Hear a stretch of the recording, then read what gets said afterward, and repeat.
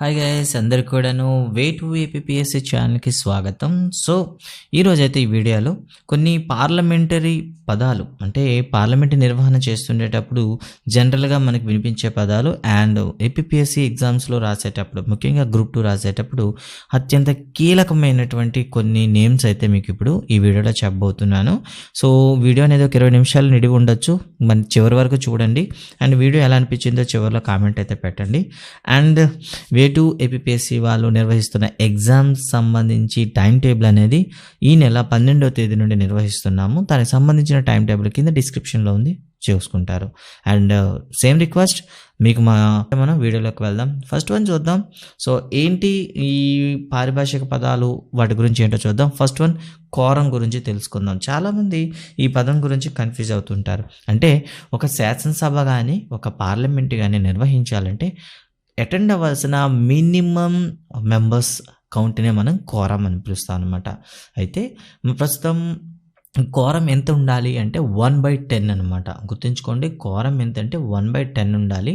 So 1/10 ఉంటేనే దాన్ని కోరంగా మనం చెప్పుకుంటాం అనమాట. అయితే ప్రజెంట్ మన లోక్సభ యొక్క కోరం అయితే 55, అదేవిధంగా రాజ్యసభ కోరం అయితే 25.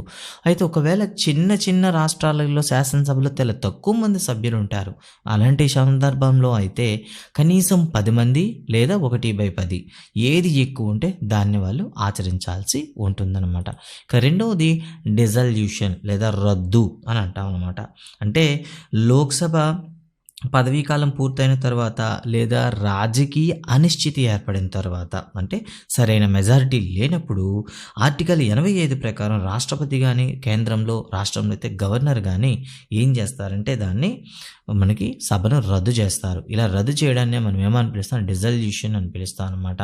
సో కేంద్రంలో పార్లమెంట్ని రాష్ట్రపతి రద్దు చేయడాన్ని మనం ఏమని పిలుస్తాం, డిజల్యూషన్ అని పిలుస్తాం. ఇక తర్వాత వాయిదా. ఏదైనా ఒక సమావేశం నిర్వహిస్తుండేటప్పుడు లోక్సభలో కానీ రాజ్యసభలో కానీ శాసనసభలో కానీ లేదా శాసన మండలిలో కానీ భోజన సమయంలో కావచ్చు లేదా సెలవుల సందర్భంలో కావచ్చు లేదా గందరగోళం ఏర్పడేటప్పుడు స్పీకర్ ఏం చేస్తారంటే సభను కొంతసేపు వాయిదా వేస్తారు. అలా వాయిదా వేయడాన్ని మనం వాయిదా అంటాం. అయితే ఇక్కడ ఖచ్చితంగా టైం చెప్పాల్సి ఉంటుందన్నమాట. ఇక తరువాతది నిరవధిక వాయిదా. అంటే ఇక్కడ ఈ సభలో అంటే సమావేశం నిర్వహించలేని పరిస్థితిలో స్పీకర్ అంటే అక్కడ ఉండేటటువంటి అధ్యక్షులు అని చెప్తాం. అధ్యక్షులు ఏం చేస్తారంటే నిరవధిక వాయిదా వేస్తారు. ఇక్కడ టైం చెప్పరు. సో మళ్ళీ అంత పరిస్థితి అంతా కూడాను సవ్యంగా ఉండేటప్పుడు మళ్ళీ సమావేశానికి రమ్మని ఆ సభాధ్యక్షులు అందరికి కూడాను చెప్పడం జరుగుతుంది. దీన్ని నిరవధిక వాయిదా అంటారు. ఇక దీర్ఘకాలిక వాయిదా, దీన్ని ప్రోరోగ్యో అంటారు. ఇది చాలా చాలా ఇంపార్టెంట్ ఈ పదం. దీన్ని కేంద్రంలో అయితే రాష్ట్రపతి, మనకి రాష్ట్రంలో అయితే గవర్నర్ ఈ పదాన్ని ఉపయోగిస్తారు. అంటే ఒక సెషన్ అయిపోయిన తర్వాత వచ్చే సెషన్ వరకు వేసే వాయిదానే దీర్ఘకాలిక వాయిదా అంటారనమాట. అంటే వేసవికాల సమావేశాలు అయితే శీతాకాల సమావేశాల వరకు ఏం చేస్తారు, మధ్యలో మనకి తాత్కాలికంగా వాయిదా వేస్తాం. దీన్ని దీర్ఘకాలిక వాయిదా అని పిలుస్తాం. అంటే ఒక సెషన్కు ఇంకో సెషన్కు మధ్యలో గ్యాప్ అనమాట. ఇక ప్రశ్నోత్తరాల సమయం అంటే ఏమిటి? పార్లమెంటు ఉభయ సభల్లో ప్రతిరోజు మొదటి గంటను ప్రశ్నోత్తరాల సమయం అంటారు. ఇక్కడ సభాధ్యక్షులకు సభ్యులు ముందుగా నోటీసులు ఇచ్చి అంశాలపైన ప్రశ్నలు అడగవచ్చు అనమాట. దీనికి మంత్రులు సమాధానాలు చెప్తారు. ఇవి అయితే ఈ ప్రశ్నలు అనేవి మనకి 3 రకాలుగా ఉంటాయి. నక్షత్రాల గుర్తు ఉన్నవి, నక్షత్రాల గుర్తు లేనివి అని మనం చెప్తాం అనమాట. నక్షత్ర గుర్తులు గల ప్రశ్నలు అంటే ఇచ్చేటటువంటి ప్రశ్నల్లోనే స్టార్స్ వేస్తారు. ఆ స్టార్స్ వేస్తారు కాబట్టి వాటిని స్టార్డ్ క్వశ్చన్స్ అంటారు. ఈ క్వశ్చన్లో ఏం చేస్తారు, ఈ క్వశ్చన్ అడిగేటప్పుడు సంబంధిత మంత్రి ఓరల్గా సమాధానం చెప్తారు. దానిపైన చర్చ చేయడానికి అవకాశం ఉంటుంది. అంతేగాని ఎటువంటి రిటర్న్ ఎక్స్ప్లెనేషన్ ఇవ్వరు. ఇక రెండవది నక్షత్ర గుర్తులు లేని ప్రశ్నలు. వీటికైతే మంత్రి రిటర్న్గా వాళ్ళకి ప్రూఫ్స్ అయితే ఇవ్వాల్సి ఉంటుంది సంబంధిత మంత్రి. అయితే ప్రూఫ్స్ ఇచ్చిన తర్వాత దానిపైన రెండోసారి చర్చించాల్సిన అవసరం అయితే ఉండదు. ఇక మూడవది మనకి స్వల్ప వ్యవధి ప్రశ్నలు అని పిలుస్తాం అనమాట. అంటే సమావేశాలు జరుగుతున్న సమయంలో ఏదైనా ప్రజలకు సంబంధించి అత్యంత ప్రాముఖ్యమైన అంశం ఏదైనా జరుగుతూ ఉంటే దాని వైపు ప్రభుత్వాన్ని దృష్టి మళ్లించడం కోసం సభ్యులు ఎవరైనా సరే ఈ ప్రశ్నలు వేస్తారు. అయితే ఈ ప్రశ్నలు వేయడానికి 10 రోజుల ముందుగానే సభాధ్యక్షులకు నోటీస్ ఇవ్వాల్సి ఉంటుంది. అలా ఇచ్చిన తర్వాత వీటిని ప్రశ్నలు వేస్తారు. ఇక తరువాత శూన్యకాలము లేదా 0 అవర్ అంటే సమావేశం ప్రారంభమైన తర్వాత మొదట ప్రశ్నోత్తరాల సమయం గడిచిన తర్వాత రోజువారీ చర్చలోకి వెళ్లే ముందు మధ్య నుండే సమయాన్ని 0 అవర్ అంటారు. ఇది 1960 నుండి భారతదేశంలో అమల్లో అవుతుంది. అయితే మొదట రాజ్యసభలో దీన్ని ప్రవేశపెట్టారు, తర్వాత లోక్సభలో ప్రవేశపెట్టారు. నిజానికి ఈ 0 అవర్ అనే అంశం అనేది మన రాజ్యాంగంలో లేదు. న్యూస్ పేపర్స్ వాళ్ళు అంటే మీడియా వాళ్ళు ఇచ్చినటువంటి కథనాల ఆధారంగా ఈ 0 అవర్ అనేది ఇప్పుడు నానుడిలో మనకైతే ఉందన్నమాట. ఇక తరువాత వచ్చేటటువంటి అర్ధగంట చర్చ. అర్ధగంట చర్చ అంటే నిజానికి ఇది అర్ధగంట చర్చ కాదు. అంటే సభలో ఏదైనా సరే ఒక అంశం పైన చర్చ జరుగుతుండేటప్పుడు దానిపైన సభ్యులు అడిగేటటువంటి కొత్త ప్రశ్నలను చర్చించడానికి కేటాయించే సమయాన్ని అర్ధగంట చర్చ అంటారు. ఇది రోజులు అంటే లోక్సభలో అయితే వారంలో 3 రోజులు చివరి అర్ధగంట పాటు కేటాయిస్తారు. ఆ 3 రోజులు అనేది సభాధ్యక్షులు నిర్ణయిస్తారు. ఇక రాజ్యసభలో అయితే ప్రతిరోజు సాయంత్రం 3 నుండి 5 గంటల మధ్య జరుగుతుందన్నమాట. దీన్ని అర్ధగంట చర్చ అంటారు. అయితే ఈ చర్చ పైన ప్రశ్నలు అడగాల్సిన సభ్యుడు సభ సెక్రటరీ జనరల్కు లిఖితపూర్వకంగా అడగాల్సి ఉంటుంది. ఇక తర్వాతది సావధాన తీర్మానము. సావధాన తీర్మానం అంటే ఇది భారతదేశము తనకు తానుగా స్వతహాగా ఏర్పాటు చేసుకుంది. 1954 నుండి కూడాను ఈ తీర్మానాన్ని అయితే ఉపయోగిస్తున్నారు. మరి ఇందులో ఉండేటటువంటి ముఖ్యమైన అంశాలు ఏంటో ఒకసారి చూద్దాం. అంటే అత్యంత ముఖ్యమైన ప్రజా సంబంధమైన విషయంపై ప్రభుత్వం నుండి అధికారపూర్వకమైన సమాధానం రాబట్టేందుకు సభ్యులు ప్రవేశపెట్టే తీర్మానాన్ని సావధాన తీర్మానము అని పిలుస్తారనమాట. దీనిపైన ప్రభుత్వానికి విమర్శ ఉండదు. ప్రభుత్వం అనేది లిఖితపూర్వకంగా ఇవ్వాల్సి ఉంటుంది. ఇక వాయిదా తీర్మానం. ఈ వాయిదా తీర్మానం అనేది ఒక అద్భుతమైన శక్తివంతమైన తీర్మానం అని పిలుస్తాము. దీన్ని ఎప్పుడు కూడాను లోక్సభలోనే ప్రవేశపెట్టాల్సి ఉంటుంది. అయితే ఈ తీర్మానం చేయాలంటే కనీసం 50 మంది సభ్యులతో సంతకాలు చేసినటువంటి లిఖితపూర్వకమైనటువంటి దరఖాస్తు అనేది ఆ స్పీకర్కు కానివ్వండి లేదా సెక్రటేరియట్ జనరల్కి కానీ ఇవ్వాల్సి ఉంటుంది. అయితే తీర్మానం ఇచ్చే సమయం అనేది ఆ రోజు ఉదయం 10 గంటల లోపు ఇవ్వాల్సి ఉంటుందన్నమాట.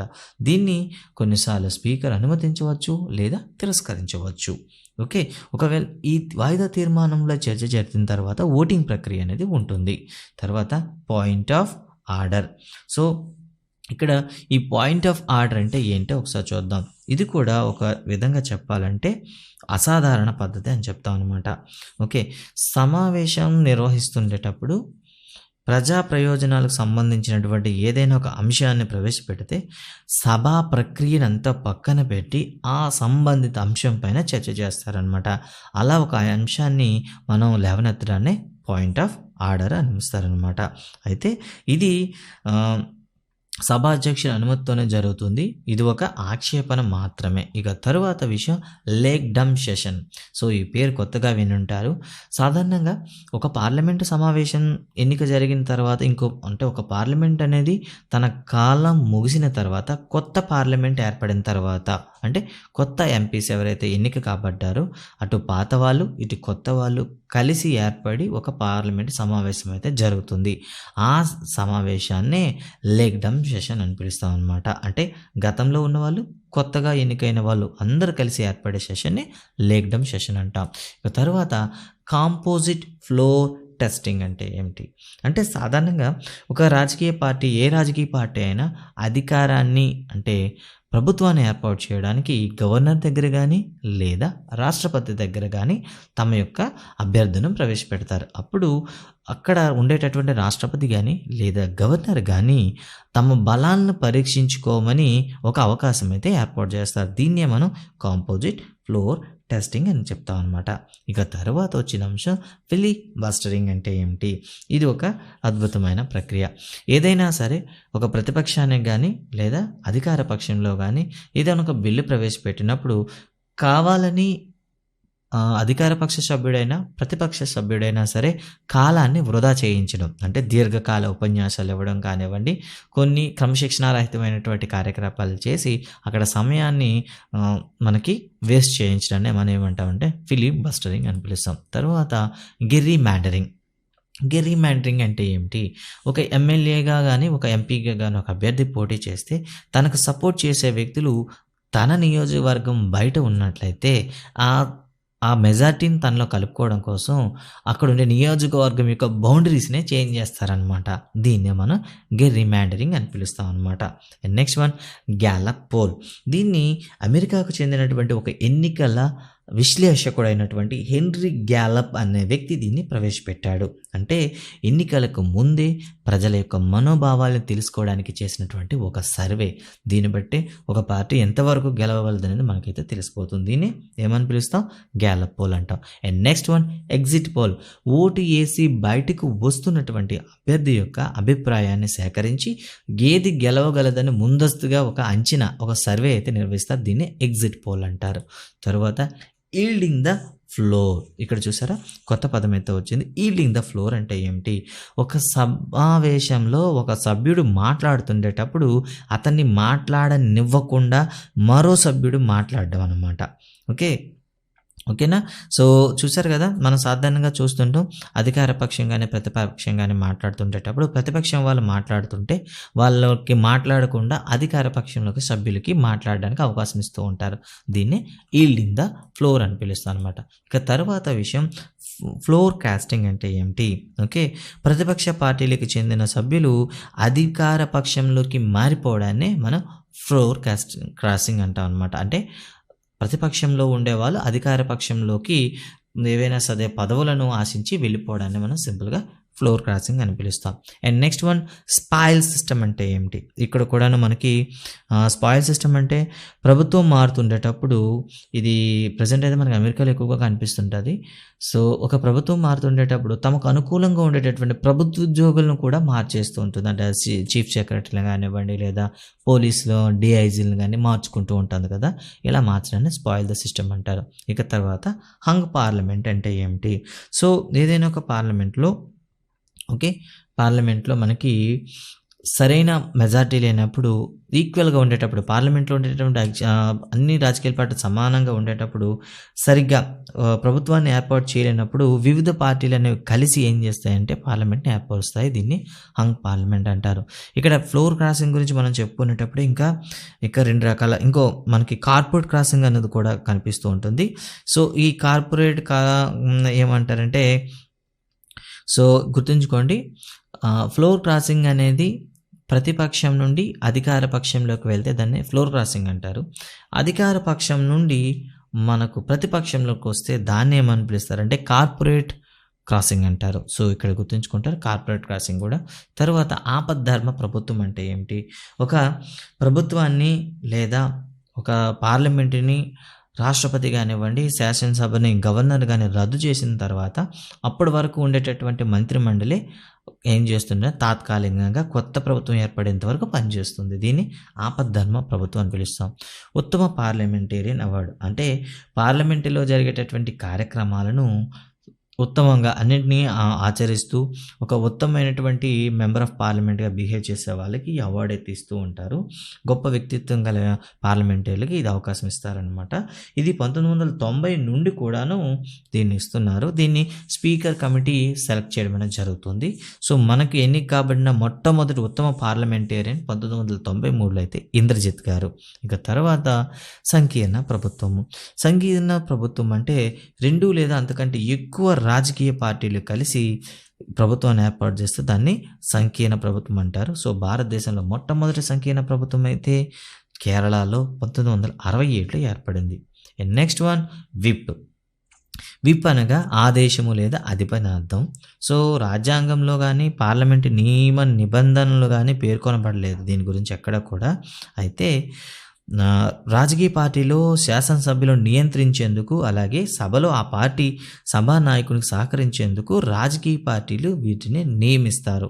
వీళ్ళు ఏం చేస్తారంటే విప్ జారీ చేసిన ఆదేశాలను అనుగుణంగా సభ్యులు ప్రవర్తించాల్సి ఉంటుందన్నమాట.